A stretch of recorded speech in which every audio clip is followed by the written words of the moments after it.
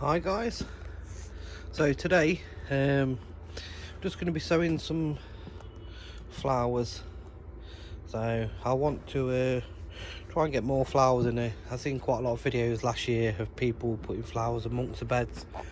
All these ones have been gifted to me and they're all ideal for pollinators.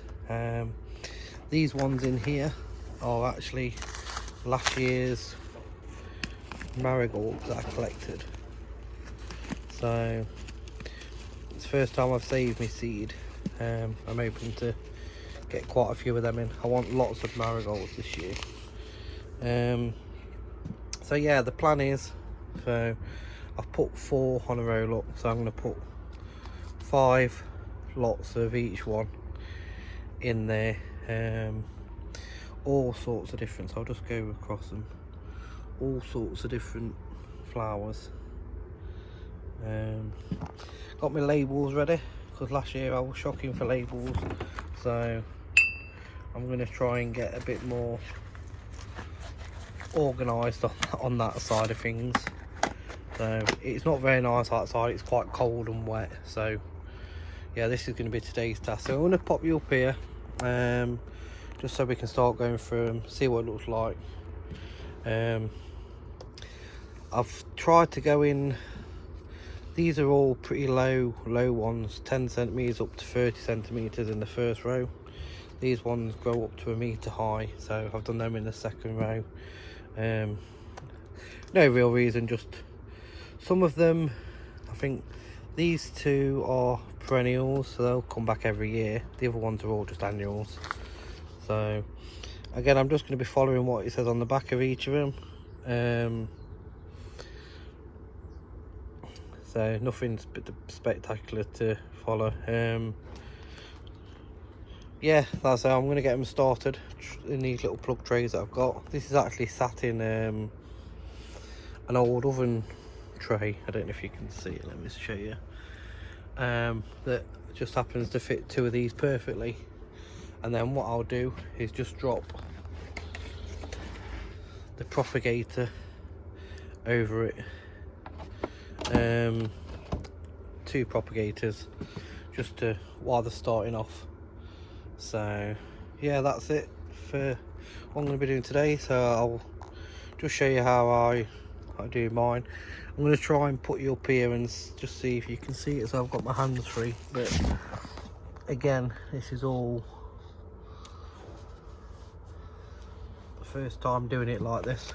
So we'll start with the marigolds. I tend to just compact the soil a bit. Now the marigolds, because I want quite a lot of them, I'm actually going to put in 4 rows of 5. And we've got lots of these, so it'll be interesting to see if they come up. It's like I say, it's the first time I've saved them. I am going to try and not, these are quite floater, try and not lose them. I'm not going to be shy with these ones because, like I say, I've got lots. Not sure what the germination will be like saving them myself, but we'll see what happens. I'm just dropping them on top, not very deep. Got no instructions with these, so I'm just thinking that normally these can be left to self-seed, so some of them will seed if they're only on the top of the soil. Like I say, I'm starting them in these and then they will be moved on once, if they get established. So do need to try and make sure they don't go into other pots. So like I say, not overly critical of how I'm doing it. And then what I'm going to use is a bit of my mix that I've got pre-made here.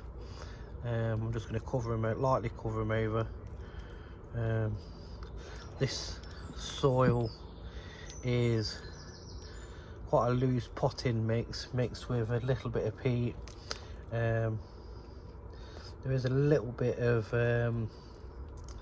perlite in it as well, just to help a little bit with the drainage, but that's just because it was already in the tray from when I was sowing my chili mix. So hopefully you can see what I'm doing. So that's pretty much the marigolds done in the trays and all like that. So just because you don't really need to see me doing, I tend to do all the trays of a certain seed and cover them over, and then do all the trays of the next seed and cover them over, because otherwise I'm likely to forget. But that's what I'm going to do all the way down, and once I've done with the seeds, fold them back up, then I'll pop in a little label. I've got marigold saved. I'm going to pop one in at the end and one in at this end, so then I'll know that them 4 rows are marigolds, because there'll be nothing in between.